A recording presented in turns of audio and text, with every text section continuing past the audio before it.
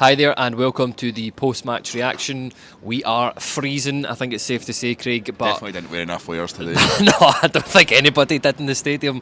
But I was glad we got some scintillating, sizzling football to keep us warm. What game were you watching? I know, it's sarcasm. But yeah, Craig, let's get your overall thoughts on that game.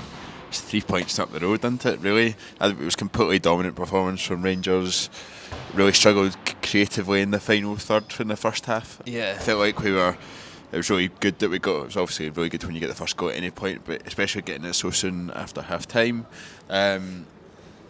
Created a few more chances in the second half, but just didn't look like we were going to take them at all. Hit the crossbar, 4 times over the four course times. of that game, which probably summed up our performance.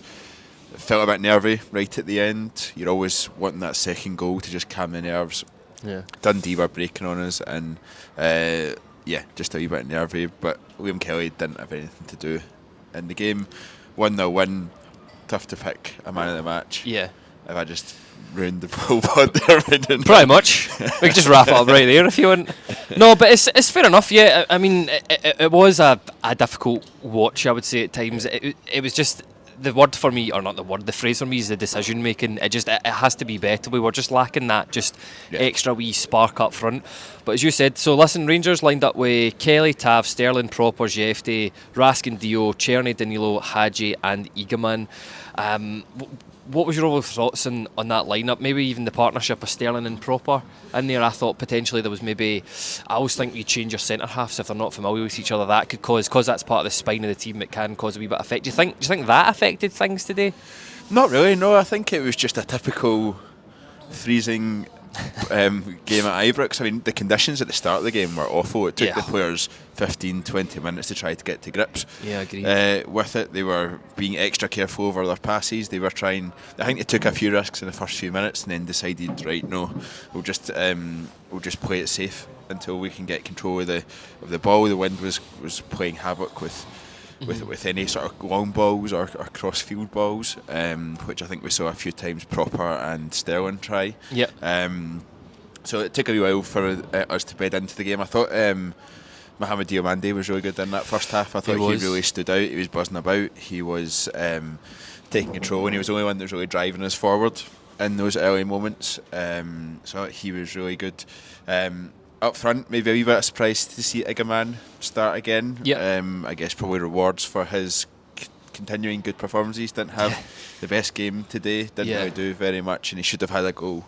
Obviously hitting the crossbar from 6 yards out. So the team lineup wasn't a surprise. The only real surprise was Liam Kelly coming in for Jack Butland, which was a very, very, very last minute one.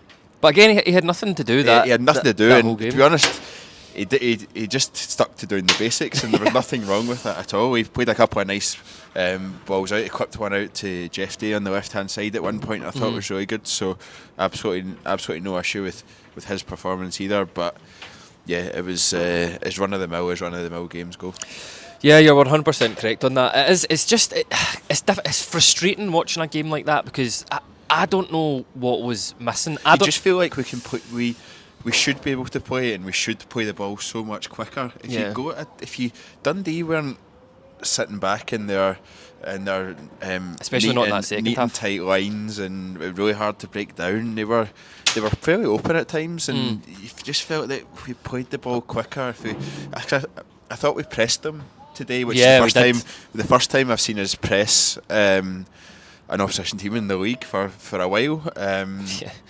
It seems to have come through from the Spurs game into the Celtic game in the League Cup final, and then into today. The press seems to be there, and hopefully it continues in all games going forward, because you get a lot of joy and you win balls back in the final third. Our problem is that we win the ball back in the final third, and we're still got the problems that we always have in the final third around decision making, as you said, around that final ball, or around taking too long on it. The opposition get back into their defensive structure, and that's the story of our season so far, really, in a lot of domestic games. So, but I was really happy that we pressed. But I think what is missing is just that consistent tempo. When we've got the ball, it's too slow, it's too laboured.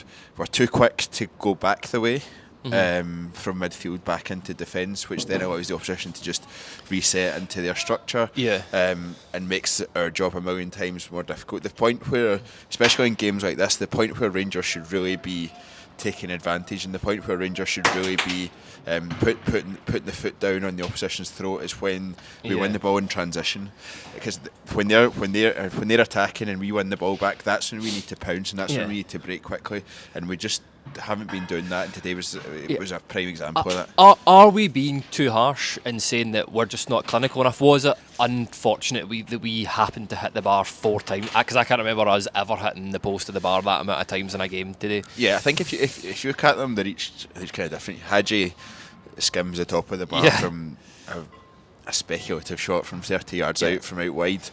James Tavernier with a wonderful free kick, hits the other side of the bar. Unlucky not to score with that one. Igaman has to score. Absolutely has to score, and should burst the back of the net, hits the bar and it bounces away. Cyril Dessers in stoppage time, very un-Cyril Dessers, like, hits it first time on his weaker foot, and he hits the crossbar. So they're all kind of very different circumstances. I guess it's quite easy to group them together as hitting the crossbar, but they're all very different circumstances. But yeah, glad we've got the 3 points. Yeah, so the first half comes and goes. Rangers start the second half, and this is in recent memory. I think we've started second halves pretty well. Scored goals close to the second half. 48 minutes.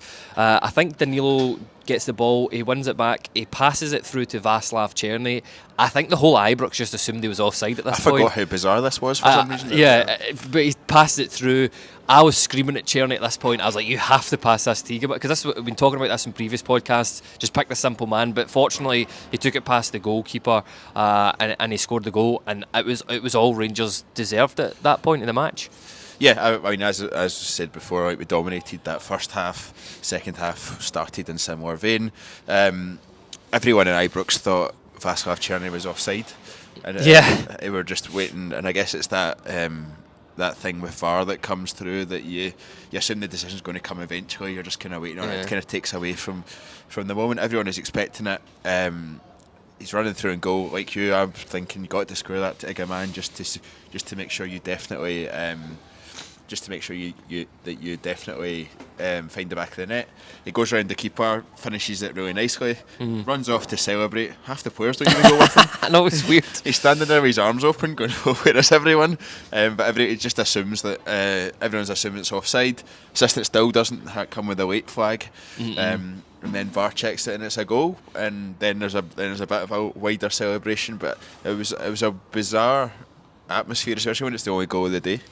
Yeah, I'm just glad VAR was forensic enough with this decision this week. But yeah, it was all Rangers deserved at that point, and I mean, it's difficult to talk about the rest of that second half because it was just much more of the same. I'd love to know what the possession. I haven't quite checked it yet. I know we were 81% possession in that first half. I'm not quite sure what we were in that second half, but I mean, even Philippe Clement of late, the substitutes have changed it, but it just didn't really seem to just click that like we've seen it in recent weeks. Do you think that's a frustration from the weekend? Is it, like I said, is it the conditions? Is it because we have changed the spine of that team and the goalkeeper and the two centre halves?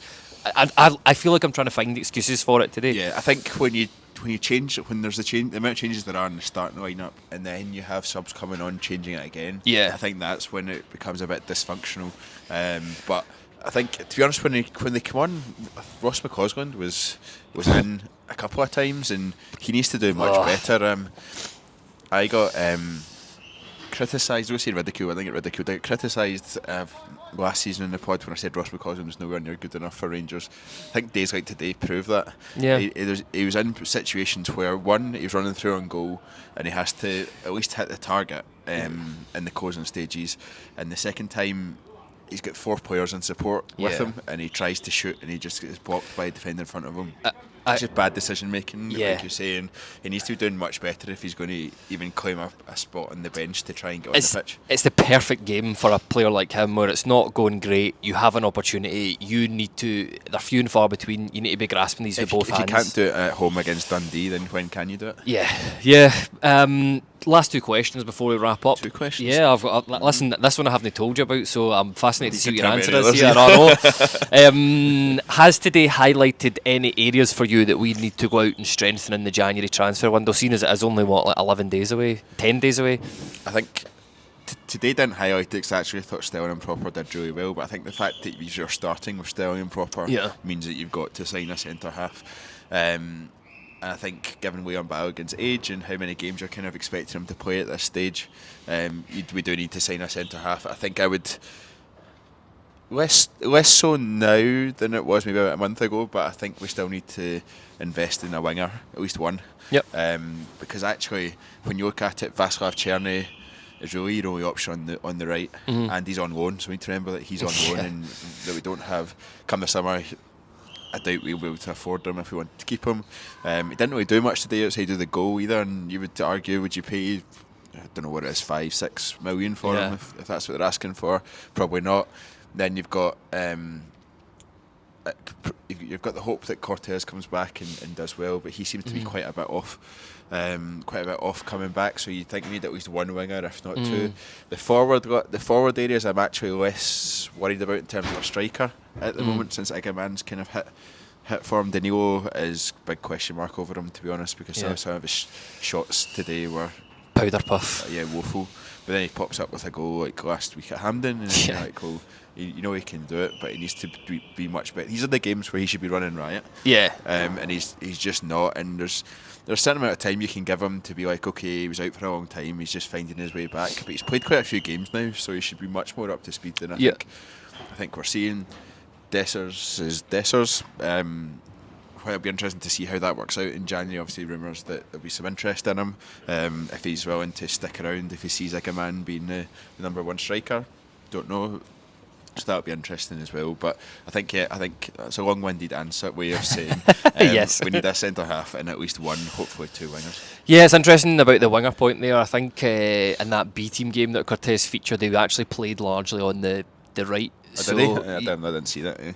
That's shocking. Put a black mark against your name for not watching that one down there. But yeah, he was on the right, I think, for most of that game. So it'll be interesting to see even when he comes back. I thought we were going to see him today. I was a bit gutted we didn't, because I like seeing players coming back, as we all do. Like seeing players come back from injury and just having another option. I think if we got a second goal, then you potentially see him. Yeah, absolutely. So we've got Ross McCausland to thank for that, not seeing Cortez. And my final question: Václav Černý was given man of the match in the stadium. The past few games I've struggled because everybody's played really well. I struggled because I wasn't sure who was. Because everyone was average. Yeah, everybody was a 6, 7 out of 10.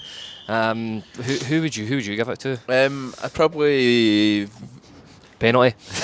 Just Crail falling down the steps. I think I'd probably give it to Mohamed Diomande just because of that first half performance, but that's been generous. But I don't know who else I would give it to, really, to be honest. Yeah. Then actually thinking, look, Robin Proper and Dejan Sterling did quite well, but again, we're in the 6 out of 10, 6.5 out of 10 kind of mark. So give it to Diomande because I thought he stood out in that first half, but it's a hard one. Yeah, I hard to disagree there. I think Černý for the goal, Diomande for his play in that first half, maybe Nico Raskin, because I thought he was solid. Yeah, he was good, but that's just what we've come to expect from Nico Raskin. So yeah, there we go. A sort of 3 potential players for man of the match. But that just about wraps it up. You'll be back tomorrow, will you? Am I? Excellent. I don't know. Well, there we go. I think I will be. I will be. Maybe his eyes, maybe his nose. But listen, thanks everybody. Take care and enjoy your Saturday if you're going on your Christmas night out, doing whatever. But take care, everybody, and we'll see you all then.